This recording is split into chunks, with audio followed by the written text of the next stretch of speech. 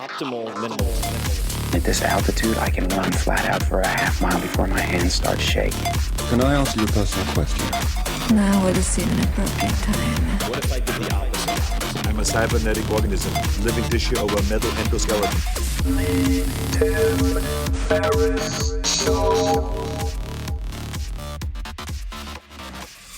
This episode is brought to you by AG1, the daily foundational nutritional supplement that supports whole body health. I do get asked a lot what I would take if I could only take one supplement. And the true answer is invariably AG1. It simply covers a ton of bases. I usually drink it in the mornings and frequently take their travel packs with me on the road. So what is AG1? AG1 is a science-driven formulation of vitamins, probiotics, and whole food sourced nutrients. In a single scoop, AG1 gives you support for the brain, gut, and immune system. So take ownership of your health and try AG1 today. You will get a free 1-year supply of vitamin D and 5 free AG1 travel packs with your first subscription purchase. So learn more, check it out. Go to drinkag1.com/Tim. That's drinkag1, the number 1, drinkag1.com/Tim. Last time, drinkag1.com/Tim. Check it out.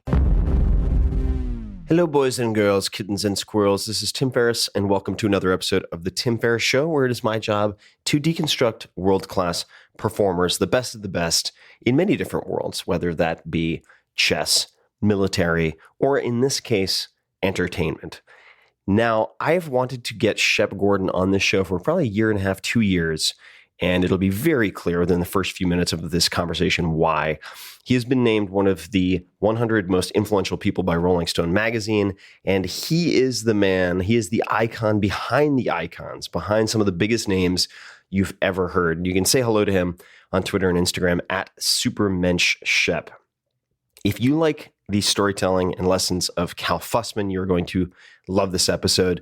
Shep has worked with and befriended and has some incredible stories about, and hilarious stories, which you're going to hear, some of the biggest names in the entertainment industry, from Alice Cooper to Bette Davis, Raquel Welch to Groucho Marx, Blondie to Jimi Hendrix, Sylvester Stallone to Salvador Dali, Luther Vandross to Teddy Pendergrass.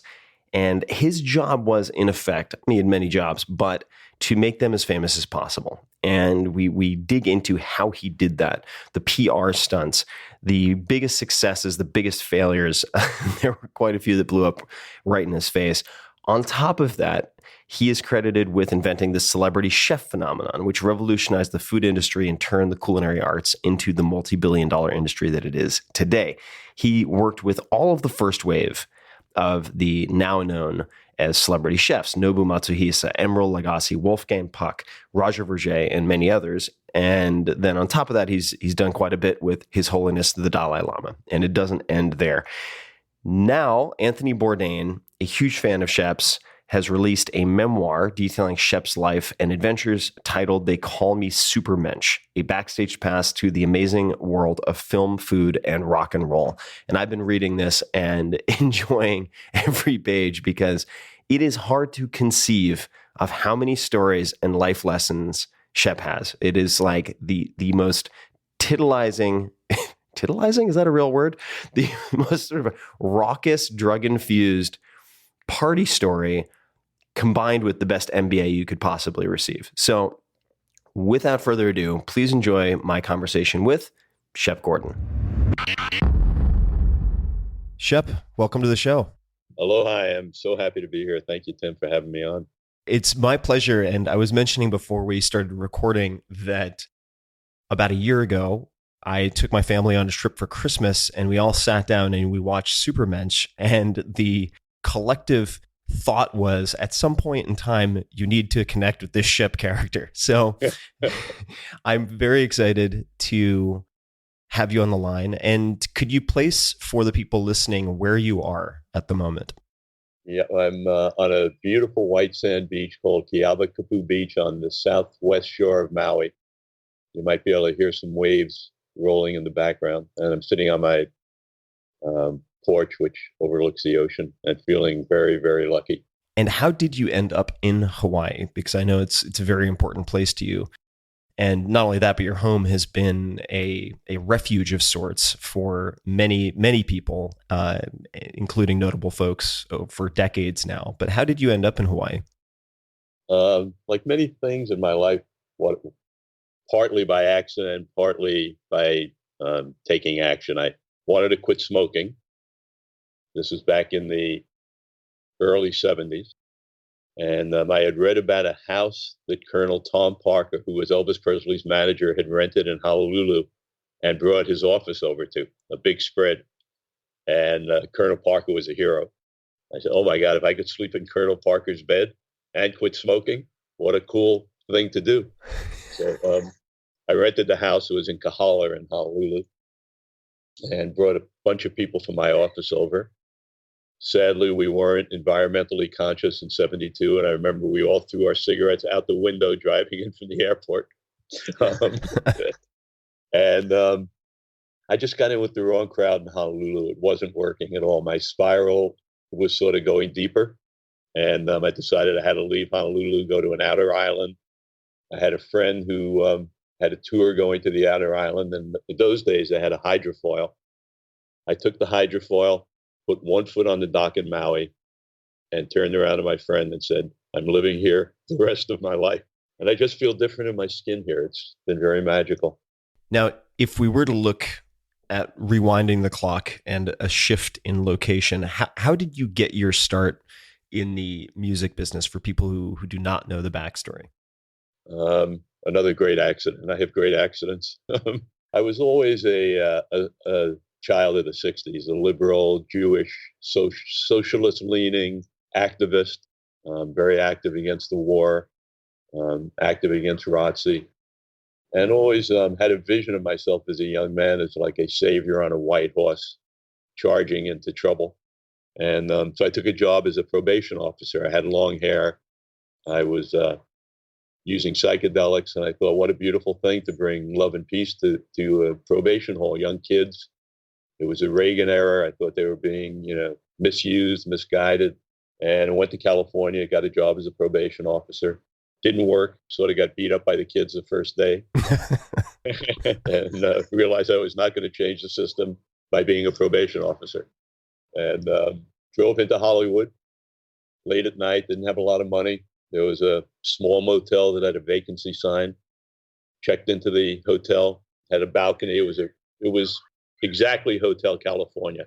It was 2 stories around the swimming pool, palm trees, a life I didn't know. And, went out on the porch and took a little psychedelics, felt a little sorry for myself, having just been beat up at a jail, but also felt amazingly empowered to be on my own in California, free, healthy. And I heard someone screaming down at the pool, a girl, and having just come from a jail, my brain, for some reason, went to violence, and I thought she was being raped. And I ran down to the pool and separated these 2 people. And the girl got very mad, punched me in the mouth. They were making love. I took the wrong guess. And in the morning, when I went down to the pool, the girl was Janis Joplin. And around the pool was sort of the Hollywood Wax Museum. Jimi Hendrix, Jim Morrison would come and go. The Chambers Brothers, who were very big in those days, and I was big fans of. And my journey began. One day, Lester Chambers said to me, what else do you do for a living? Because I had started selling some psychedelics to everybody at the hotel. And I said, I don't really know. And he said, are you Jewish? I said, yes. And he said, you should be a manager. And he introduced me to Alice Cooper. And I've managed him for 47 years. So I'm replaying the documentary in my mind, and it seems like, as you mentioned, you've had some fantastic accidents, but you've also created some incredible things in your life, and you seem to be a master P.T. Barnum of sorts. And I was hoping you could discuss some of your favorite stunts that you've put together, because the one that jumps to mind, and I'd love to hear about a few of them, but at least one that comes to mind was the broken down truck in London. But you can tackle them in any order that you'd like. But I just think these are so genius. I'd love for you to explain a few of them. I start with Piccadilly. My philosophy was that you didn't have to wait for history, that you could create history. And we were in the entertainment business. So different than maybe in politics where you create history. There aren't really victims. So I always felt good about creating history in an entertainment sense. And the key to really managing an artist was to try and understand what is it that appeals to their audience? What is, if you can get it down to a word or 2 words or 3 words, sex appeal or rebellion appeal, or there's broad categories that if you can tap into, you can pick up a big audience. And with Alice, we realized very early on it was hatred of parent, that every child at some point in their life rebelled against their parents. I lived through it now. My kids came home with hip hop music and it was like, what are you doing? And I knew hip hop music would be gigantic because that's the way life works. It works that way in clothes. It works that way in everything. So I knew my focus. My focus was getting parents over the breakfast table to tell their children, if you dare buy an Alice Cooper record or go see him, you're grounded. If I could accomplish that. So I never really cared about the music magazines. I cared about Newsweek, Time, the network TVs. I cared about the things the parents watch, not the kids. Because I didn't really know how to get the kids except for paying. This was the payola period. It was paying for hit records, and we didn't have money. So we start making some progress in America. It starts working. We start pulling stunts off. Alice, we get very lucky with the chicken incident where I threw a chicken on stage and the press thought that Alice bit its head off and said these horrible stories about him, which broke him wide open in America. And I assumed it spread to England. I get to England, there's no ticket sales. And I'm now trying to figure out, how do I, in a matter of 10 days, get every parent in London to hate Alice Cooper?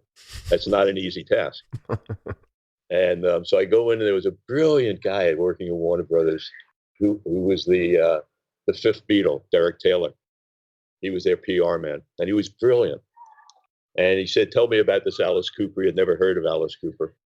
And I told him what I was thinking. And we started talking, and I said, is there anything that all the parents in London watch or do or see? And he said, well, the morning shows are gigantic because everybody checks in for the traffic before they leave home. There's helicopters, and it's really big. It's like, our TV in Britain is very boring, but this is something that gets a lot of views. Then, and what's the busiest traffic in the morning at rush hour? And he said, Piccadilly Square. It's always backed up. And out of that developed this. We had just done a photo shoot with Abaddon, which was Alice naked with a snake covering his genitals. So I said to Derek, we just had this great shot, and I took it out and I said, what do you think about putting it on like a flatbed truck and breaking it down at Piccadilly? Would that piss everybody off? And he said, yeah, come on. And I said, we could do this. And he said, we can. And he found a driver, and he paid for the truck through Warner Brothers. And we asked the guy to break it down 2 or 3 times until they arrested him, because we knew they would arrest him. But that was our story. And it hit the morning news. It was helicopters. Traffic was backed up 30 miles. You have to remember, this is 72 or 73. We had girls on the flatbed truck in hot pants giving out flyers for the concert. But it sold out. There's also many things that didn't work, because when you live on the edge like that, there's so many things that don't work. And I think I just gave a talk to a bunch of DJs and business guys in that world. And what I tried to get across is that the failures are almost more important than the successes. That's really what separated Alice and I from so many other managers and artists. And what made his career go so long is because we were both allowed to fail, and we supported each other. So here's a great failure story. He gets his first stadium show, Three Rivers Stadium, Pittsburgh. And I'm trying to think, what do I do? It's a baseball stadium. We have to do something really Alice Cooper-esque, because everything's going to be so small on a tiny stage. Even in those days, I don't even think they were using screens in concerts. This was really early days. And it was, I think, the first stadium show, maybe other than the Beatles at Shea Stadium. There were very few stadium shows. So I said, I got it. Shoot him across the stadium out of a cannon. How cool would that be? Alice Cooper going through the stadium. So I go to Warner Brothers, who built all our props. They did the guillotine and they did the gallows. And the guy there was so nonchalant about it. He said to me, after I explained to him what I wanted, he said, "What period cannon?" You got to be kidding me. And he said, "No, World War I, World War II, Revolutionary War." And I said, "Give me your best cannon." And he went to a drawer and he took out blueprints for a cannon with someone in it to get shot across. He didn't have to say stadium, but it was the trick. It was a shallow bottom. The trick was Alice would crawl in the cannon, go into a bottom that was pitless. It was a dummy already dressed like him, looking like him. He would run. He would crawl out of the cannon, run around, get driven around to the other side of the stadium. We would do some shtick, with flames, getting ready to blow up the cannon. When he got there, bingo, and it would go across the stadium, and Alice would come out triumphant. Well, we did it the first night for rehearsal, and the cannon, which was 40 feet long and 6 tons, the dummy came out and it went maybe 1 foot.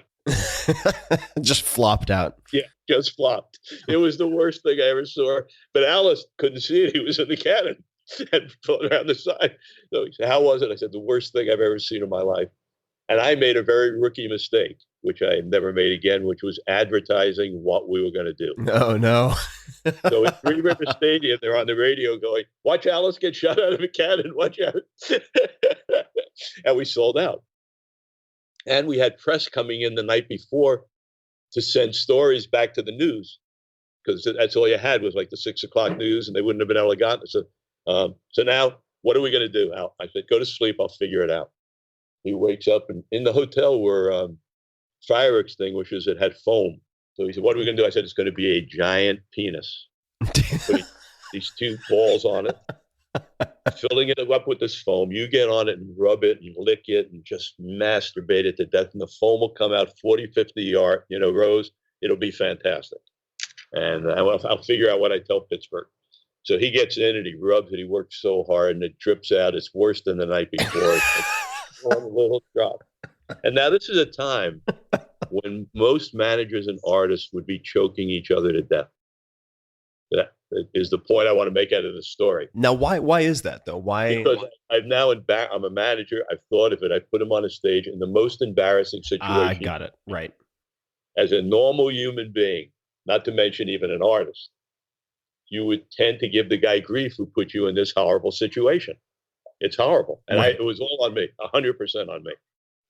I write the shows with Alice. He lets me do everything. It's 100% on my shoulders. Instead of it, he said, "Can you cover it?" And I said, "Yeah." And he went to sleep, and I stayed up all night, and I figured out, okay, how do I turn this disaster into a gigantic win for Alice Cooper? What would be even bigger for Alice Cooper? Because we're sold out, so that's okay. Even bigger for him than getting shot out of the cannon. And here's what we did. He showed up the next night. The cannon blew up. He was in the cannon when it blew up. The TV crews were there. They watched him getting taken off into the ambulance. We announced from the hospital that it wasn't serious and that he was going to come and do the show. And we did the show with him in a wheelchair. And nurses and doctors, everybody giving him plasma. Nothing happened to him. It was all a setup. But the front page paper was about how great Alice Cooper was. What other artist in the world would come and play a show for his audience from a wheelchair? So out of that failure came even a stronger bond.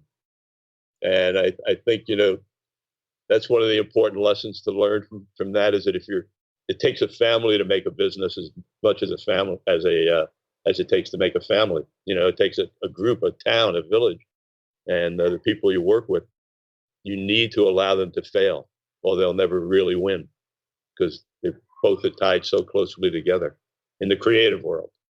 Now, so I want to underscore a few things and ask a follow-up question. The first is, you talked about aiming to upset the parents in, say, London or the UK. So in a way, you're doing almost the opposite of, for instance, the founding editor of Wired magazine talks about 1,000 true fans and trying to find your 1,000 true fans, but you did it indirectly, almost by trying to targeting your 1,000 true haters. I mean, finding the people who would do your advertising for you by disliking you, which I think is just so interesting. For a very specific reason. Mm-hmm. I think that art is a very narrow window when it comes to personal choice. The largest entertainment figures of our decade all had one thing in common: hatred of parents.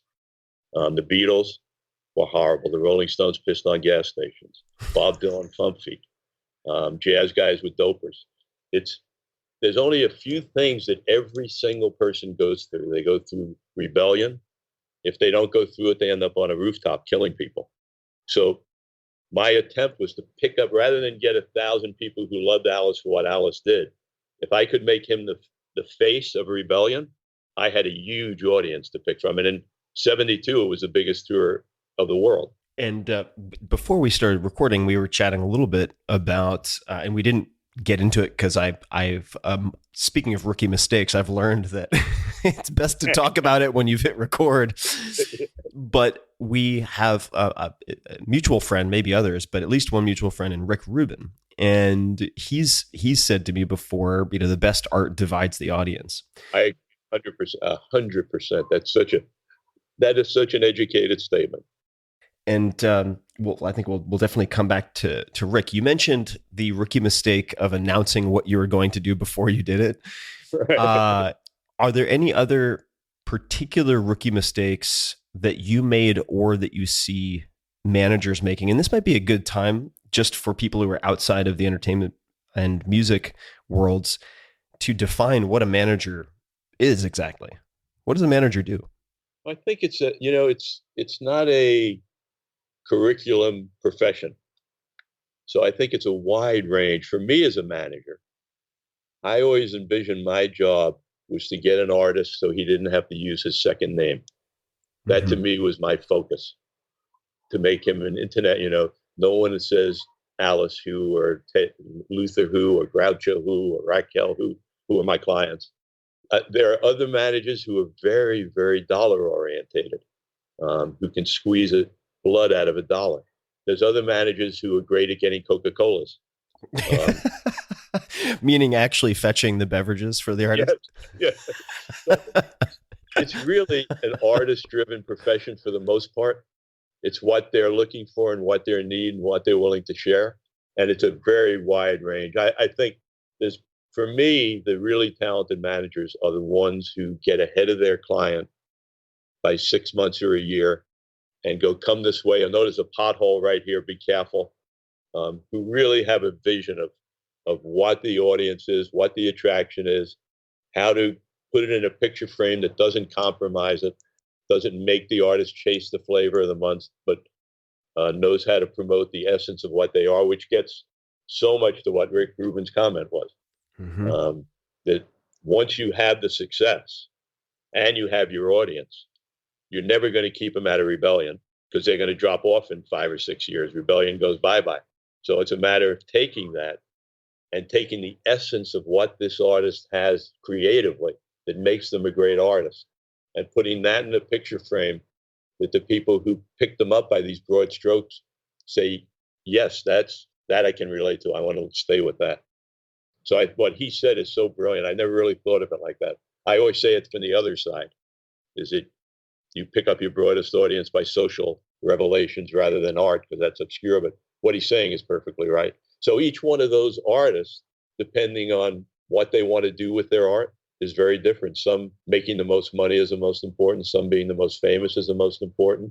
Some not being told what to do is the most important. So different than a doctor or an accountant. There's no real curriculum and nowhere to really learn to be a manager. I'm going to come back to the rookie mistakes question, but I have to bring up, because it was one of the most hilarious portions of the doc with Mike Myers, which was a flashback dramatization, a reenactment of getting one of your clients to agree to have you as a manager. But there was a competition of sorts. And I was just thinking to myself, this is not the type of thing, when you said there's no curriculum, this is probably not the case study that would be used in an MBA program about music and entertainment management. But I'm guessing that you remember which example this is. Could you please replay this for folks? You know, it's funny because it's in some ways not my proudest moment. I was impressed, nonetheless. Proud or not.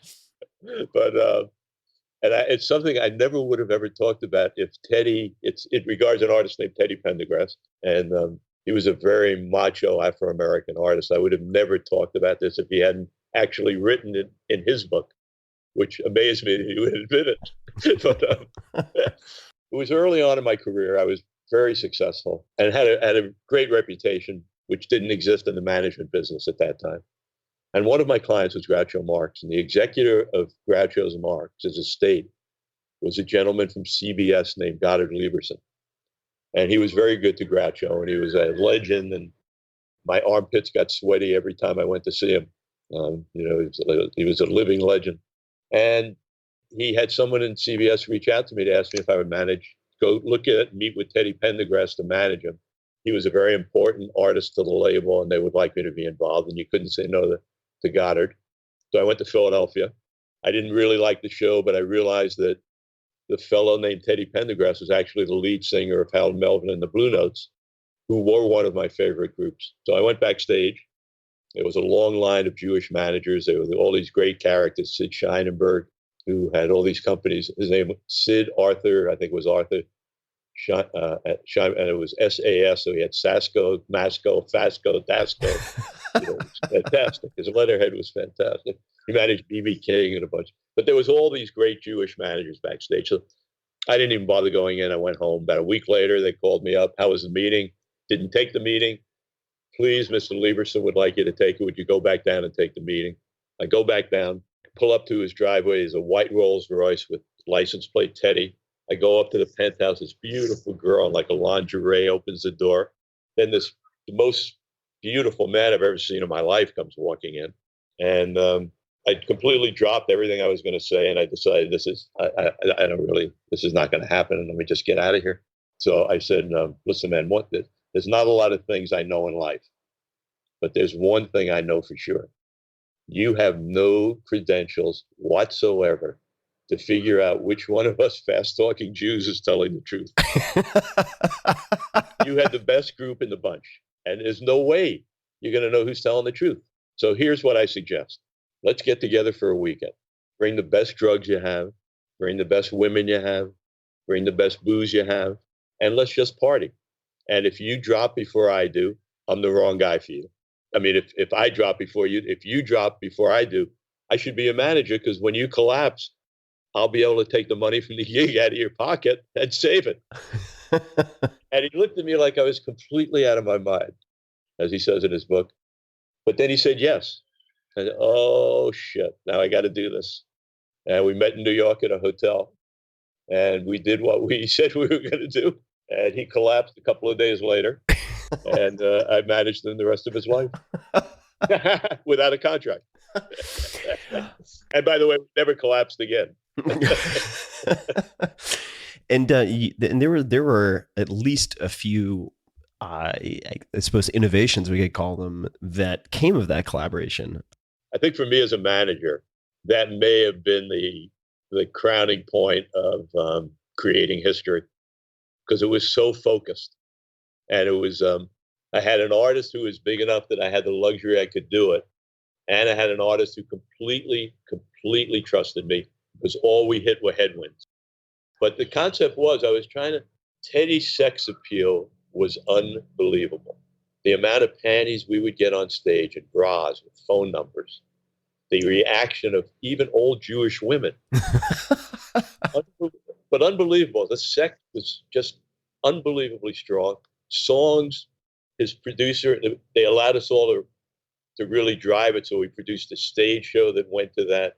We produced songs that went to that, Close the Door, songs like that really highlighted sex, not romance, sex. And then I was trying to say, how do I tell this to the public? How do I really get across that this is a Black Elvis? How do I get I have every black person in America. How do I get the white audience to see it and really get it and understand it? And I came up with this concept out of a very angry moment at one of his first shows where I had to wait backstage while this bevy of women went into his dressing room, and I was really angry. And I said to him after I got to see him, I said, this is crazy, man.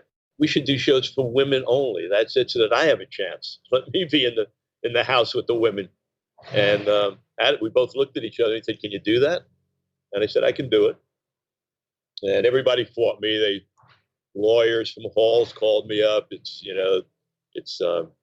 bigotry. And I said, no, we'll sell tickets to women. We're just going to say for women only. And that's what we did. We devised an ad. We did concerts across America, Radio City Music Hall in New York, Greek Theater, LA. We did concerts for women only. We had 100% women. I don't think one man showed up at any of them. We gave out chocolate teddy bear lollipops to lick on, which was so hot. And then we got to, when we went to advertise it, I got to a challenge point, which was there is a line between saying what you are and being arrogant about what you are.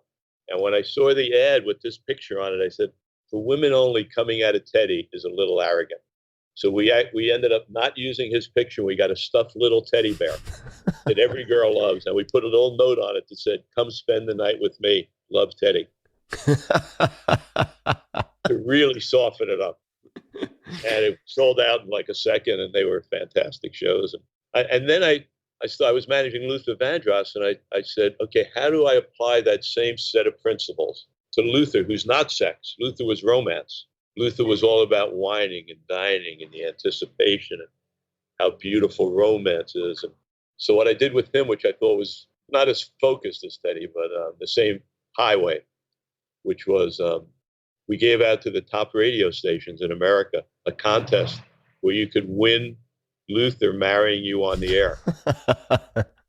So it really drove romance. And I think weddings, if you look at statistics, Luther's music for that decade was probably the most played wedding songs.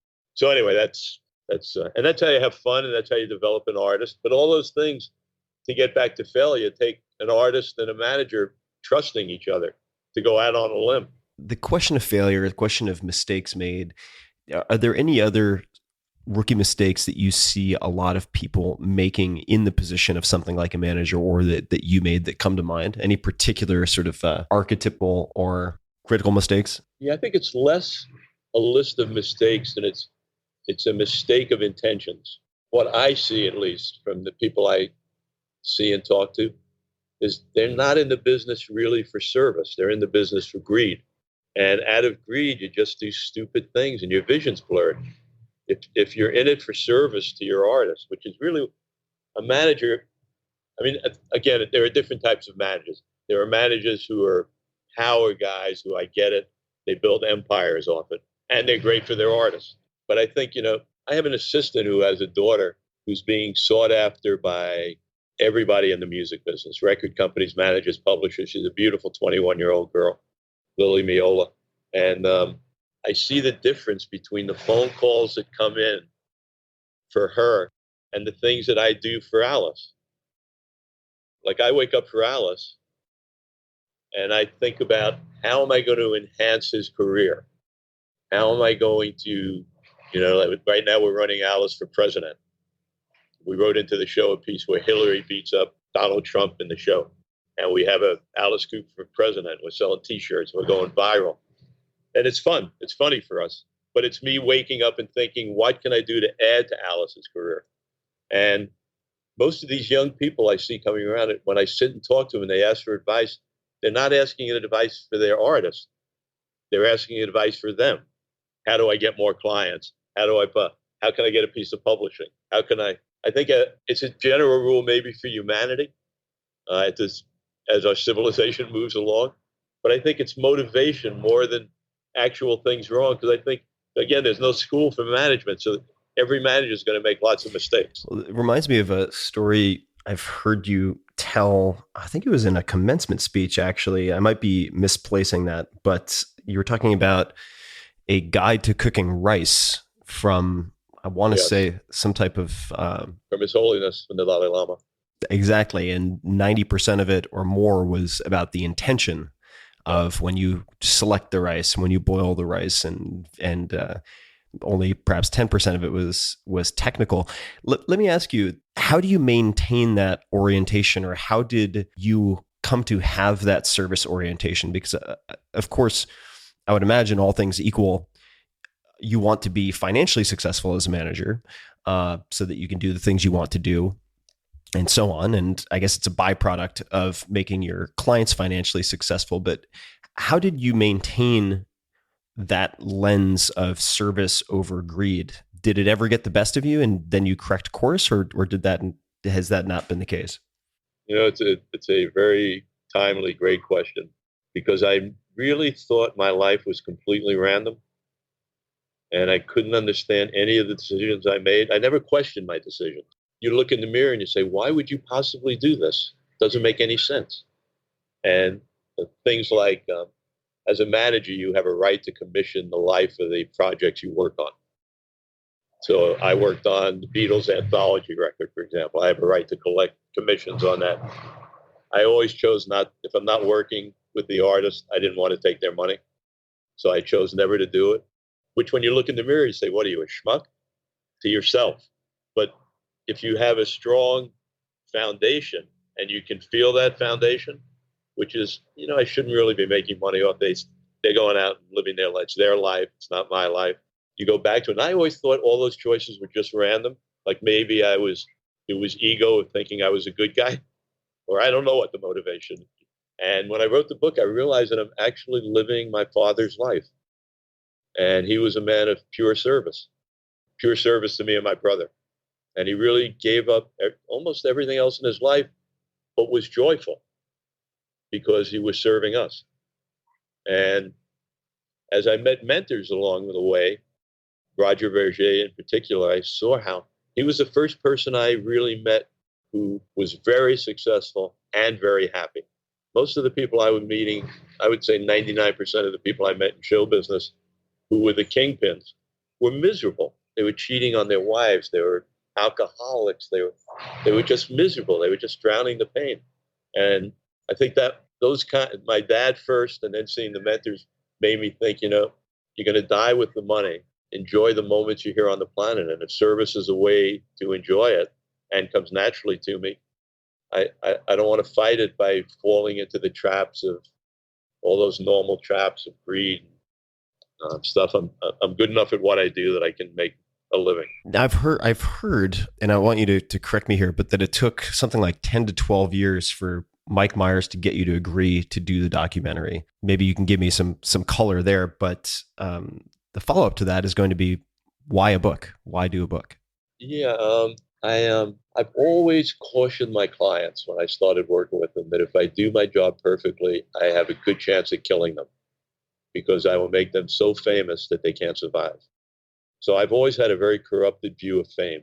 I realize that's what I do for a living, and I'm good at it, and it can provide great stuff for people, but they have to be prepared that they're going to take a fall and hopefully get up from that fall. So the last thing I really wanted to do was test myself. Why would I really want to, it didn't make any, documentaries aren't financial. I didn't view it as being of service to anybody or anything except my ego.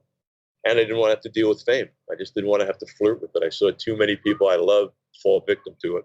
So I said no and laughed. And then I had some near-death experience and didn't know it, luckily. I mean, it was beautiful. And I woke up in a hospital room, very drugged out.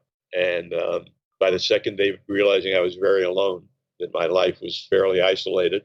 I was in a hotel room. A hospital room. I just almost died, feeling very high. And I think starting to feel really sorry for myself, which is unusual for me because I'm usually feeling how lucky I am. And right in the middle of that, Mike called. Hey, Shep, how you doing? And I said, I'm really doing miserable. It's one of the few times in my life I can't find the footing. I'm sort of kind of lost a little bit. And he said, well, how about doing the movie now? Now we have like a really dramatic moment to go to. And I said, I think my ego probably said, because I was feeling sorry for myself, I said, yeah, maybe that's a good way to come out of this thing if I live. Let's do the movie. So I got well. got some good help from my friends, and maybe a month later remembered that I had told them we would do the movie. So I called them up. Hey, Mike, how you doing? And, great. I said, remember, did we have a conversation when I was in the hospital? I said, do the movie. And he said, yeah. He said, go ahead and do it. And I staffed up. I got 6 people working here. Okay. And I really assumed that like my cousin in San Diego would see it, or that he would abandon the project, or I didn't, it was hard for me to think of it as real. And I knew Mike socially. I didn't know him professionally except enjoying his talent. And I didn't realize how driven he was. And he spent the next year of his life, 7 days a week, 24 hours a day on this thing. I did nothing. But I remember about 11 months into it, I got to New York, and he invited me up for a cup of coffee and say hello. And I went up and I walked in his apartment. It was like walking into CSI. It was pictures of me every my life all over every wall. You know, on CSI, the way they had the criminals. Yeah, right. So, and the movie came out, and at first I was really embarrassed, especially with the name. I couldn't look anybody in the eye when they'd say, "Oh, I hear you got a movie. What's it called?" And I would feel my eyes go down to the floor when I would say Supermensch. I could not look anyone in the eye. And the film company asked me to come out for a screening somewhere in the Midwest. And it was the first time I had seen it with the audience. It was at some film festival. And I was really embarrassed. I mean, like a truly embarrassment. Supermensch, like, oh my God, this is so egotistical. It's so not what my vision of myself is. But so I started questioning my vision of myself. But anyway, as the movie's over, I walk out into the lobby, and this very Aryan couple. They almost looked at the top of a wedding cake. Right. They're standing there, and the woman had tears in her eyes. And they just stood in the corner. They waited for everybody to take pictures, the things that happen after a screening. And I walked over to him at the end, said, "Oh, so glad we wanted to talk to you. We just moved here from St. Thomas, and our children had grown up, and we were empty nesters, and we came back, and we realized we have so much to be blessed for, and we just don't do enough good stuff. And watching the movie made us realize we have to change that in our lives, and we'd love to start with you. And we don't have much, but we're hunters, and you said you like to cook and eat. We have a lot of venison in our freezer. Can we give you some venison?" And I went back to the house, got the venison. It turned out my roommate in college was their next door neighbor in St. Thomas. They had a picture of him. Oh, wow. When I saw the effect it had on those people, and then I came back and I started getting emails and calls. We spoke about Rick Rubin before. That's how we reconnected. Out of nowhere, I hadn't seen him in 30 years. He got a hold of me and said, "Can I fly over to Maui and spend some time with you? I saw the movie, and I really could use some time with you." And he came over. I hadn't seen him in 30 years. So it affected all. The first package I got when I got home was this beautiful bird cage. Came from Africa, and it had like 50 white silk flowers in it and one pink one. And this 4-page letter from a girl, 19-year-old girl, who said, "Listen, I'm not different than the other flowers, but I know if you would let me out of the cage, I could really help my people." But, just these things coming from every corner. So that was sort of a side note. And I had a friend, Roy Choi, a chef, who had a book signing in New York when I was there. And he's on Anthony Bourdain's imprint. And I never met Anthony, and I was a huge fan of him. At the book signing, he walked over to me and he said, "Hey, I want to do your book." Maybe this is a moment where I can try and figure out what motivated me, and maybe if there's anything in what motivated me that other people can use, maybe some techniques that I never was aware of, but that I can find by looking backwards. And that's really the exercise. And they agreed that if I didn't want to put out the book, I could give them back the money, and we just ended. So that was the journey for me, was to try and see, Mike always said there are these interconnections. And I always thought of my life as random, to see, are there connectors that could help other people along the way?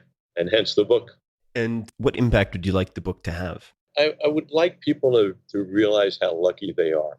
I end the book with maybe one of the things that maybe I can add to some people's lives, particularly here in America, which is just where you drop out of the womb, you won the game.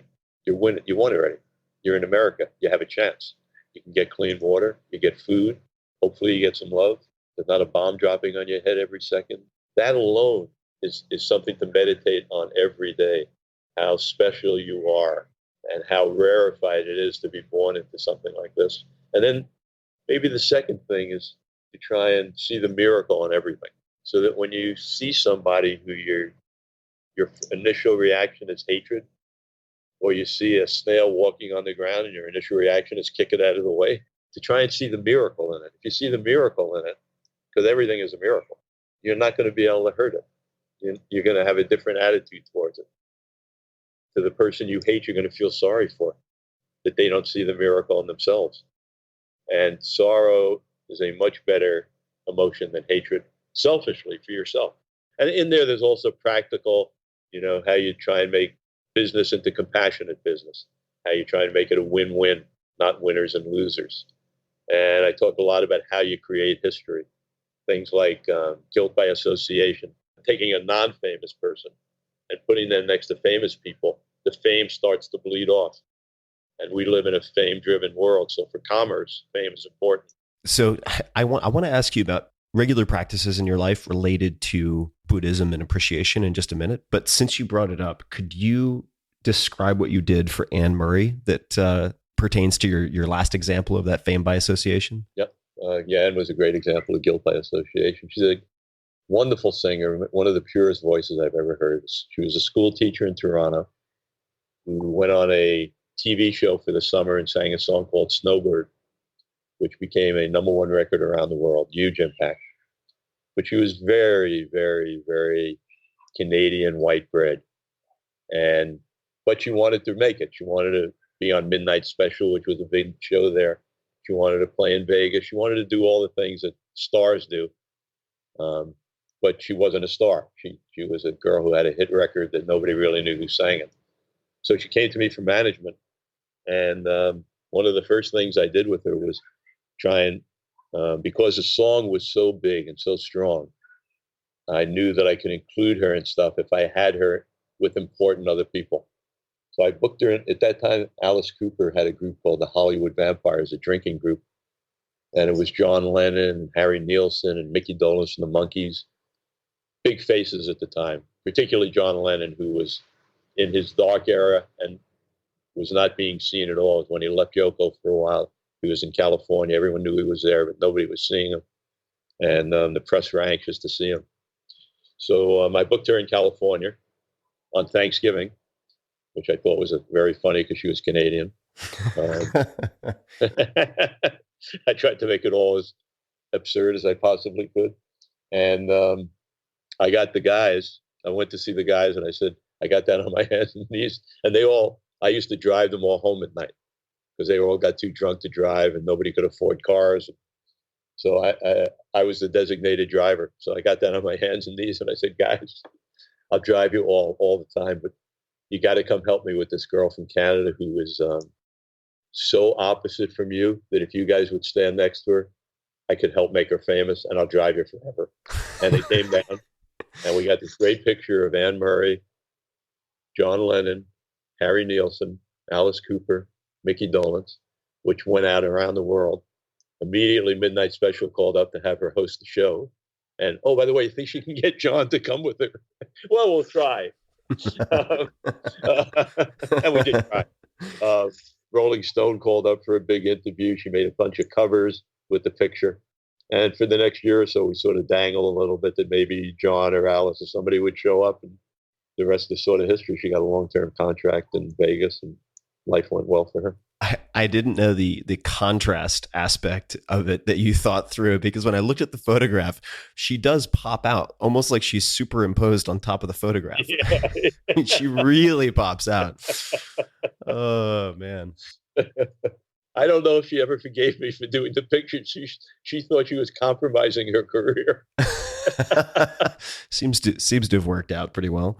Yeah. Now, you mentioned Roger Verger, and a lot of people associate you with music, but You're also very widely credited with creating the celebrity chef phenomenon and movement. How did you meet Emeril Lagasse? I met Emeril on a trip to New Orleans. Had started to become a little bit of a foodie because of my association with Mr. Verger.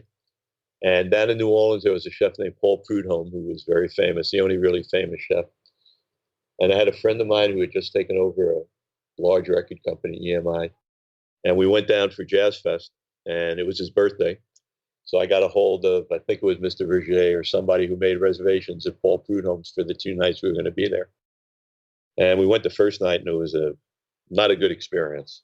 So we decided to go somewhere else the next night. And we went to a very touristy but well-respected operation called Commander's Palace. Oh, yeah, very famous. But served 1,000 meals a day. And we had a reservation. We get there, a little guy with like half glasses who doesn't look at us at the maitre d' stand. Says 45-minute wait, take him to the bar. And to get to the bar, you walk through the kitchen. And I caught this guy's eye, and he came over and gave me a big hug. I had never been there. And said, "You guys taken care of?" And he said, "Hooked up," I think was the words he used. I said, "No, as a matter of fact, we got to go stand in the bar." So he took us to the bar. He poured us champagne, came back in 5 minutes, took us to the A table, and proceeded to bring every course up to the table with the help. And every time he'd leave, we'd say, "Who does this guy think we are?" And he's treating me like I'm his best friend for life. But we didn't want to blow our cover. When the meal's over, I said to him, "Okay, who do you think I am?" And he said, "I have no idea." I didn't know if he knew about Verger or not, which was always like an underpinning. Maybe he knew I was Verger's friend. But he said, "It's boring here. Once a month or once a week, I pick someone coming through the kitchen who I think wants to go on a ride. I take him on a ride." And he took us on a ride. And then he gave us a note to go to Tipitina's to see the Neville Brothers, which was sold out, and poured an old bottle of cognac into 4 paper cups for us to leave. Wow. And maybe a couple of years later, maybe a year later, year and a half, 2 years later, I ended up in a unique situation with 50 or 60 great chefs who asked me to manage them. Wolfgang Puck, Nobu, and Paul Prudhomme, and a whole big group of chefs. And I remembered Emeril and how he treated me. And I said, I'll do it, but there's one guy in New Orleans. I want to bring in Emeril Lagasse, and they had all heard of him. I didn't realize at the time he had just opened his own restaurant. That's why they had heard of him. And I called Commander's Palace to tell him what I was doing and see if he wanted to join. And they said he opened his own restaurant. It was Emeril's. And our journey began. Wow. I mean, we could go into so many different rabbit holes with all these stories, but I'd love to talk about some of your practices, current practices. So we were talking about recognizing the miracles and by extension, appreciation. What practices do you have in your life to help cultivate that and maintain that perspective? I wouldn't say that I have a discipline. I'm not a practicing Buddhist, and I don't really practice any hard and fast disciplines. What I try and do in my life is, Joseph Campbell always talked about going into a quiet room for 20 minutes and doing what makes you happy. And what I try and do is schedule. I know things that make me happy.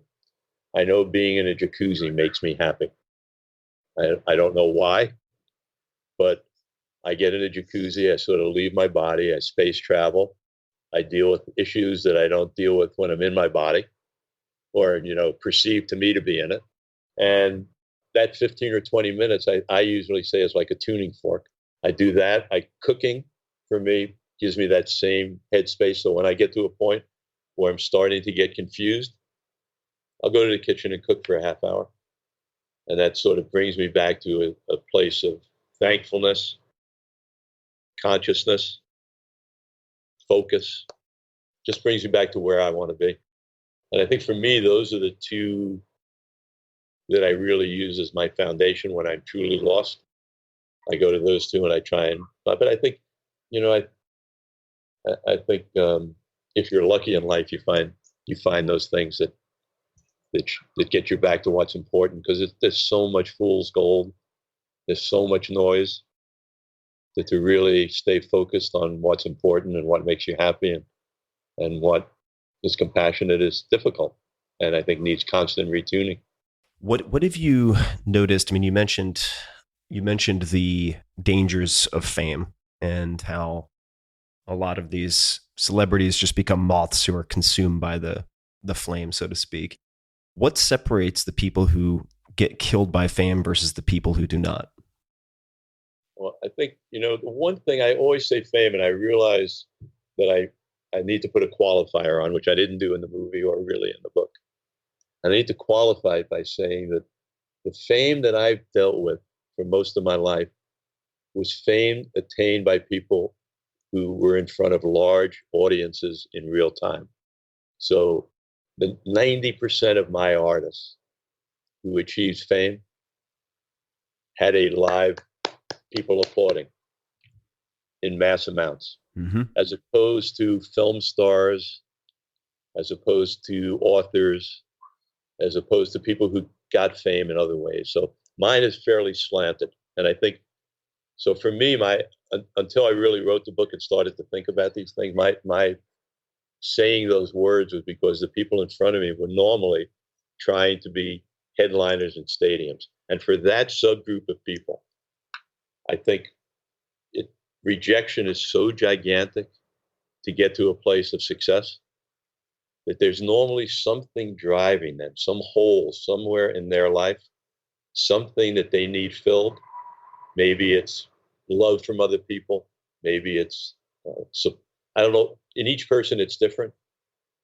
Maybe they don't have a personality, so that's their personality. But when you get to filling a 30,000 seat hall, for the most part, whatever that hole was, doesn't get filled. And that's when the real problems begin. And that's what you see in artists. When they're selling 300 and 400 seat halls, they're fine. They may have a drunk, but when they're headlining stadiums, now they go to rehab. It's part of the tour. That's the old tour. 65 days, then we'll go to rehab. So I think my view of it is very slanted. But I think there's so many common things about it. I was talking to my first glint of fame was they were playing the movie at the Tribeca Film Festival, and Michael Douglas was doing a talk with me. And I was walking to it, and walking for me is one of the things like the jacuzzi or the cooking. When I'm walking, I don't put headphones in. I sort of space travel and deal with issues. I'll deal with a topic that's been on my brain. And I love that. That's what I love about walking. I walk 5 miles a day here. I walk in New York a lot. And it's quiet time because I'm not famous. So nobody stops me. Nobody cares.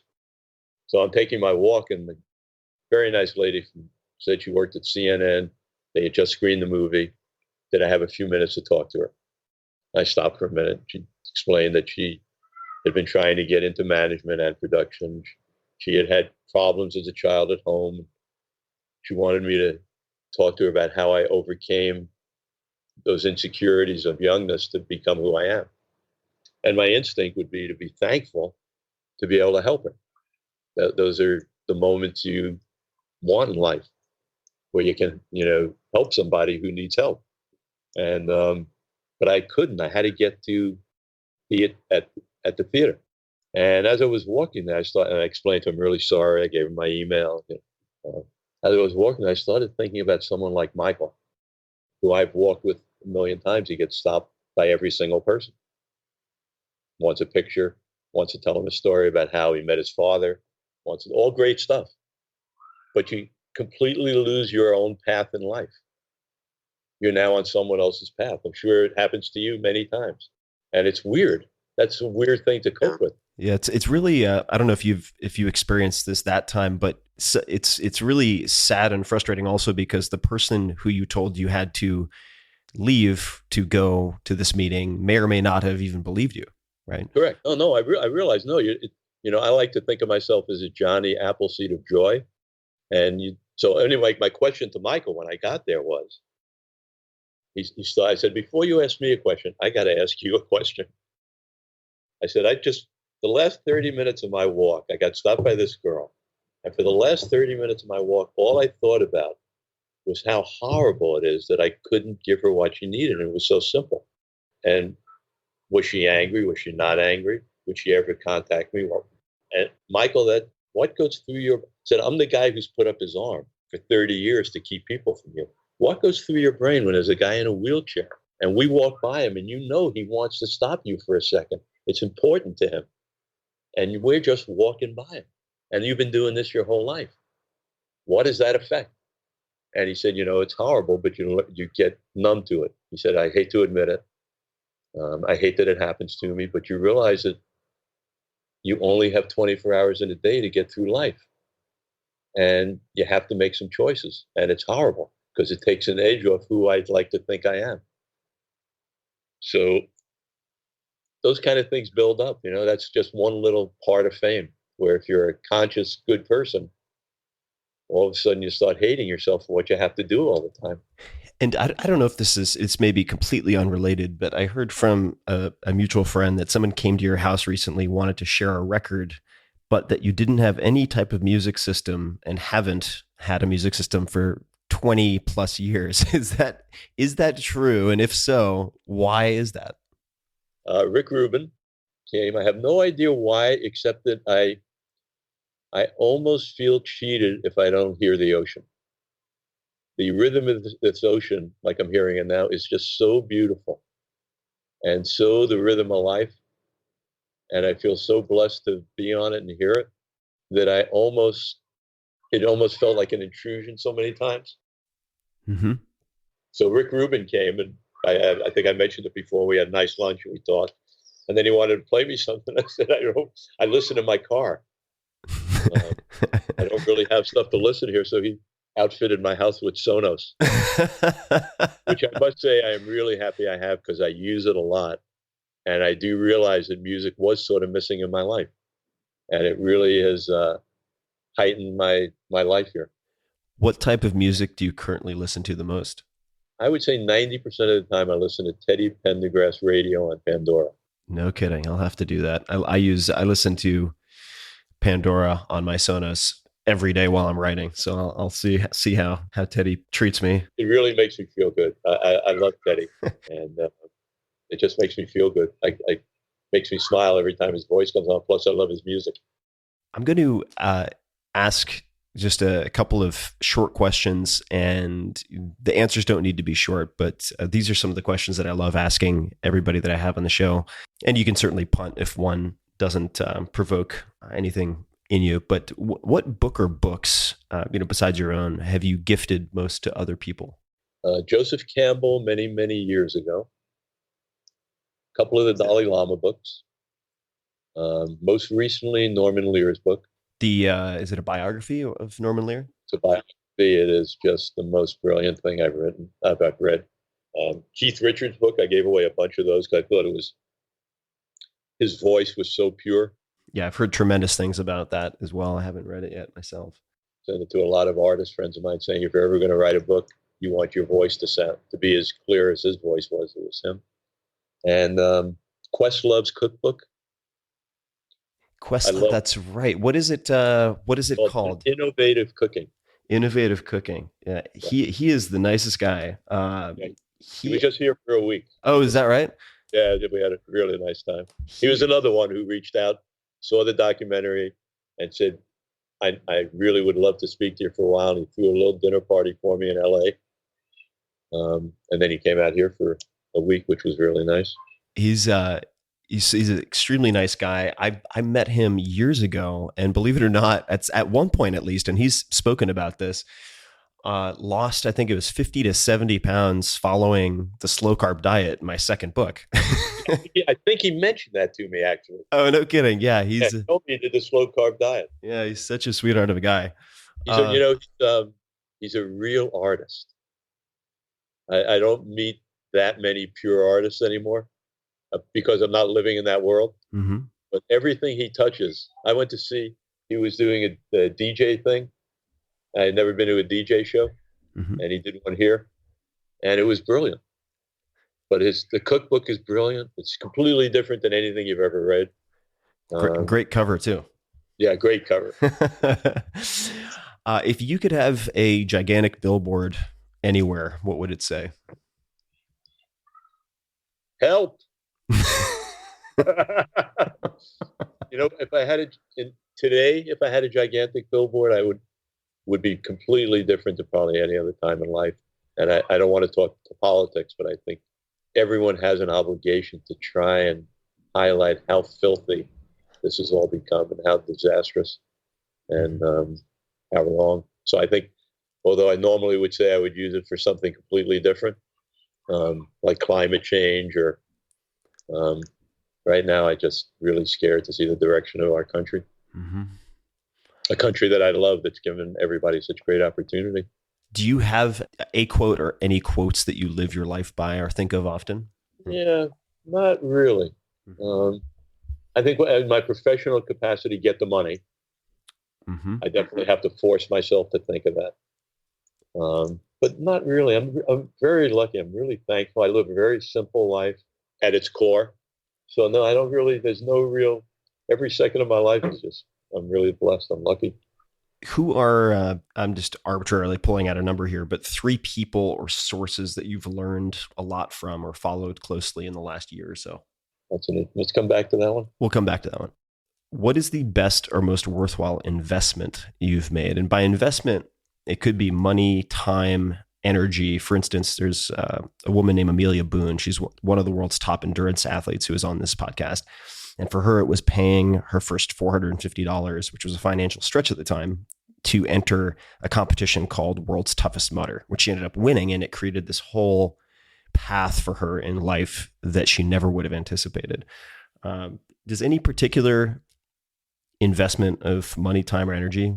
My investment of money, time, and energy was for the 4 children I raised, to see the effect it can have on a human's life, and that I could be helpful on it.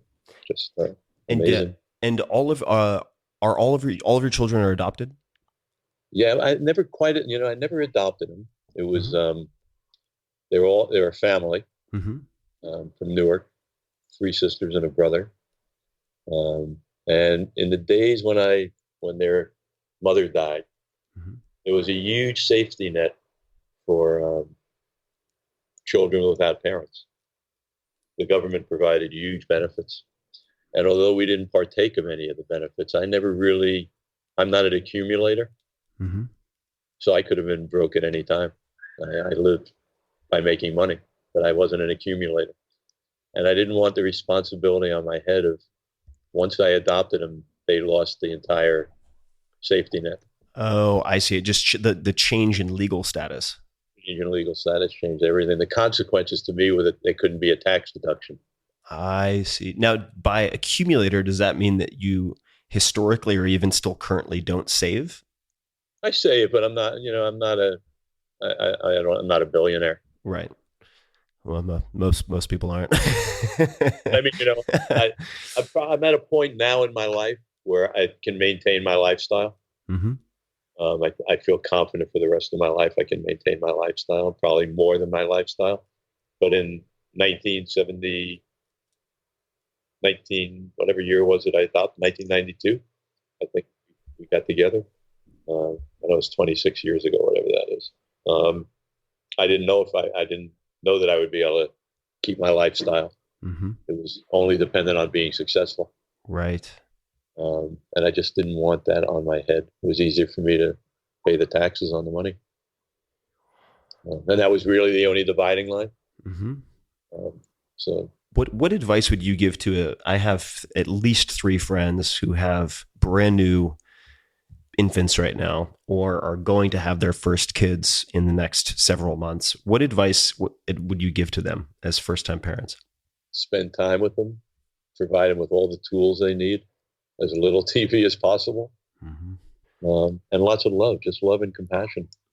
And see that if they see the miracle in that kid every time they look at it, they will never get annoyed at them crying or screaming or pissing on the floor. It'll all become a miracle, a beautiful, and that's what it should be. I remembered, it seems like something that might be easy for people to gloss over with the spending of time, but it's something that was emphasized to me also by Seth Godin, who's an author, among other things. And he said, you're in effect, I'm paraphrasing here, but he said to me that your kids are getting homeschooled from 3 p.m. to say 10 p.m. no matter what. And it's up to you to choose whether it's by watching TV, they're getting homeschooled, or by interacting with them. And he has conversations with them over dinner a lot of the time. That's one of his rituals, because it offers sort of a very informal, semi-distracted environment in which they can tell him the truth without having a serious feel to it, if that makes any sense. No, I think it's, I think the thing to remember is that they only have one path. It's so if you make a path for them that's compassionate and reasonable and makes sense, that's the only path they know. If you give them a path of neglecting them and letting TVs teach them everything, they're going to live in an alienated world. So I promised I would, so I'm going to come back to, but we can skip this one if need be, the people or sources you've learned a lot from. And you know what? You mentioned mentors earlier. This could be way back in the day. It doesn't have to be recent. Right. I think some of the most significant people in my life, for sure, Roger Verger, who is a great French chef, considered maybe the godfather of all the chefs. And for people who want to look him up, how do you spell his last name? Berge. Mm-hmm.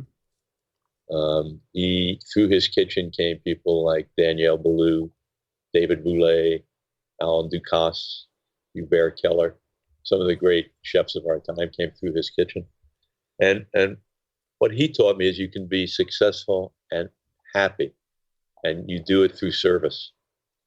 And that's a hard concept sometimes to get in your brain. But when I got to spend time with him, I could see in some ways how selfish it was, because he became so happy, making someone else happy. Mm-hmm. And then I had the unbelievable luck and honor of meeting His Holiness the Dalai Lama and cooking for him on a number of occasions. And the same thing, it's service. Makes him so joyful, he giggles every second. And he lives his life of service. For me, those were probably my two greatest mentors. And then someone like Michael Douglas has always been an amazing inspiration to me.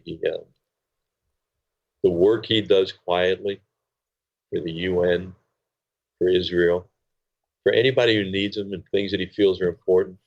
He's been on an anti-nuclear kick for as long as I know him, probably 35 years. Before anybody was talking about it, he's been an ambassador for the UN. He never says no to helping people. And he has lives his life, creative, he's productive, doesn't take security with him, lives his life. And is of service. I'm doing a benefit in New York in September for Chef Verger with the CIA and 12 great chefs. And Michael's coming and talking just because I asked him to. And there was a time when I was trying to make the chefs famous. I wanted guilt by association for the chefs. So I asked him if he would host dinners with all the famous people in LA who would come if he invited them with my chefs, with Mr. Verger. And we had these dinners where Michael would, present Verger. In the room would be Stallone and Nicholson, Danny DeVito and Anthony Quinn, and guilt by association worked. As you could tell, they are celebrity chefs now. So I think he's been a big inspiration. I've been very lucky to have a lot of people. And yeah, I mean, you've passed that on also. I mean, if you just look at the culinary world as one example, I mean, and for people who want to check it out, I mean, you gave a great, I think it was a commencement speech at the CIA, which I should probably explain for people is not the Central Intelligence Agency. It's the Culinary Institute of America. And you mentioned that, before the celebrity chef phenomenon in a way sort of paved the highway, I think, as you put it. Yes. The people at the top of their game, I mean, these are the A-Rods or the Derek Jeters of their sport, so to speak, in the world of chefs, were making like $100,000 a year. And now you can come out of culinary school and some people will get entry level, or I should say first jobs that are $100,000. So it's really opened up a world of opportunity for those people as well. And a world of caution, as I said in the CIA speech, if their only focus is making meals that people pay $100 a piece for, they're in for a big crash. Them and the culinary arts. Yeah. They have to start feeding them. I said I told the kids that you're going to graduate, you're going to get a job for $125. You're going to be in a restaurant that's all $100 meals, and you're going to walk outside the restaurant, look to the left and look to the right, and there's going to be homeless, hungry people. And if you think your only job is feeding those diners, you are in for a really rough life. Yeah, definitely. And I want to give credit to somebody you mentioned earlier, in fact, Roy Choi. So he and a friend of mine named Steve Jang, who's involved, and also Daniel Patterson, who has quite a few restaurants, one of which, Alta SF, I'm involved with in San Francisco. Great guys. And they have started, I believe there are at least 2 locations now, a low-cost, healthy food local, LOKOL.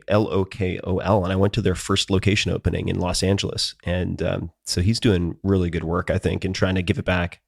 He's the real deal, right? He is there's a fellow from England, Jamie Oliver, who really, in my opinion, was the first really conscious chef out of this celebrity chef movement. I think they're all, I don't mean to say that any of the other ones aren't conscious. He was a fellow who understood that it was important for him to use his fame to not only do $100 meals. And Roy Choi has picked up the gauntlet here. I got very lucky to know him well, and he is the real deal, boy. He really gets it. I mean, he wants to make money. He wants to send his kids to college. He wants to do all the things that we all want to do for our families. I'm sure he wants to be famous like everybody else, but he completely understands that we all have to travel together. This is not a one-person journey. Yeah, definitely. He did a hell of a job training Jon Favreau for chef as well. Yeah, I was on that shoot a lot. It was a really fun shoot. I went to it a lot. So I just a couple of last questions, and hearing the sound of the waves is making me want to get outside and go for a long walk. Oh yeah, I can definitely hear it. It's making me want to chase daylight to go for a hike with my dog. It's beautiful rhythm, isn't it? I mean, there's that rhythm that exists all over the planet, whether it's the breeze coming through the trees, or the sound of the waves, or the snow, the ice melting, or those sounds that just, you sort of know you're home. It's meditative, very meditative. So one question I have to ask is for all the people out there who may one day end up cooking for the Dalai Lama, should you have yak milk tea on the menu? Maybe you could provide some, if you have any experience. Yes, I do. So I was really fortunate. They accepted, he was coming to Hawaii, and they accepted my offer to cook for him. And I'm not a practicing Buddhist, and I didn't know a lot about His Holiness. And I did some research, and I assumed he was vegetarian. I couldn't get anybody. Tibetan people are so beautiful and so gentle. And when you ask them, what should I make for His Holiness, they would never. It's so aggressive for them to tell you what to make. So all they would say is, oh, he would love anything you make. They're completely of service. So I couldn't really find out. But in the research, it said that the only real staple in Tibet is yak. Yak is a cross, I think, between like a goat and a cow. And they live high in the mountains. There's no vegetables really there. So everything's made from yak. It's yak stew, yak milk, yak butter, yak cheese. And the most popular thing is yak tea. So I have a friend who does tours of Tibet, wonderful guy named Kenny Ballard.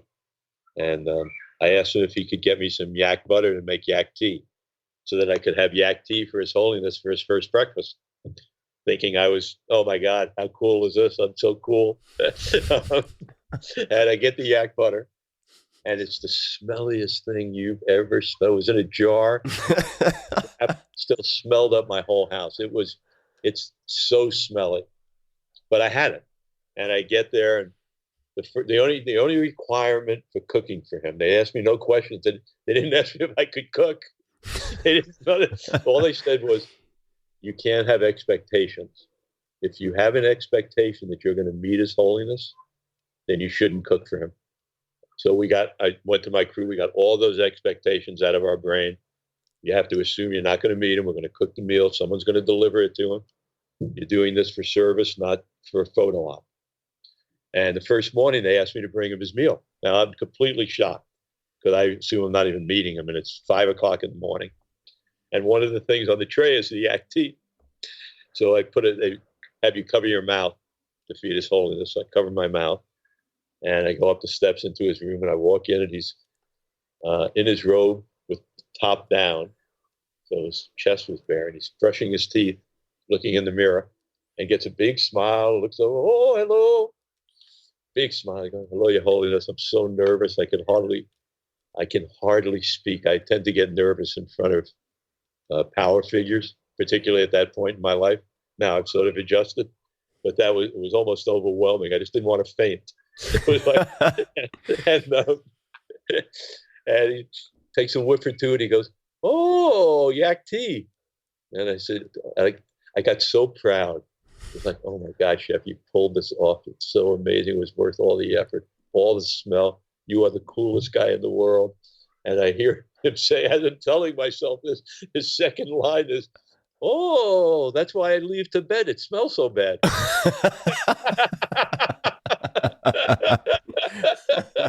That was the end of the yak tea, but it was a great leveler.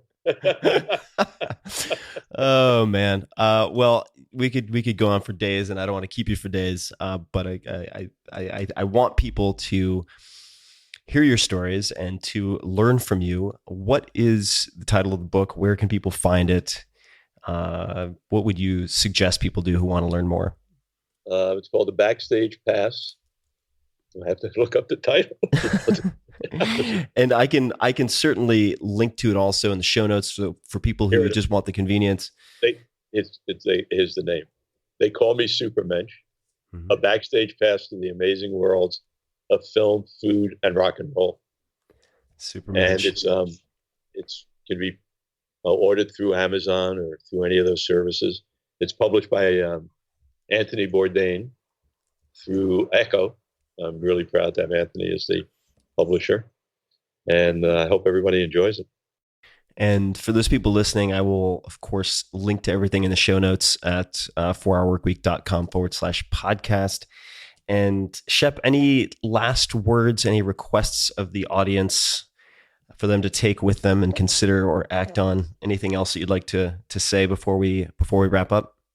This is so out of my wheelhouse, but the only thing I really have to say is please go vote. We need everybody to vote their conscience and think about their children and about what kind of world they want to live in. Mm-hmm. Then make a choice. But this is a critical time. We need to vote. Absolutely. Hear, hear. Well, Shep, I hope we do get to meet in person sometime. And thank you so much here. This has been a blast. On your show, I listened to it. It's amazing. Thank you. Well, I think you're doing important work, and we didn't even have a chance to skim the surface really of a lot of what you're doing right now. But I will add. Maui will do another show. We'll do another show. Maybe I can have one of those papayas. And thank you so much for the time. I really, really appreciate it. Thank you. Mahalo, as we say in Hawaii. Have a great day.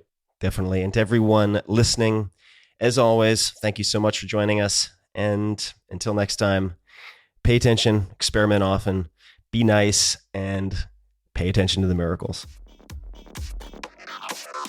Hey guys, this is Tim again. Just a few more things before you take off. Number one, this is 5 Bullet Friday. Do you want to get a short email from me? Would you enjoy getting a short email from me every Friday that provides a little morsel of fun before the weekend? And 5 Bullet Friday is a very short email where I share the coolest things I've found or that I've been pondering over the week. That could include favorite new albums that I've discovered. It could include gizmos and gadgets and all sorts of weird shit that I've somehow dug up in the world of the esoteric as I do. It could include favorite articles that I've read and that I've shared with my close friends, for instance. And it's very short. It's just a little tiny bite of goodness before you head off for the weekend. So if you want to receive that, check it out. Just go to 4hourworkweek.com. That's 4hourworkweek.com, all spelled out, and just drop in your email and you will get the very next one. And if you sign up, I hope you enjoy it.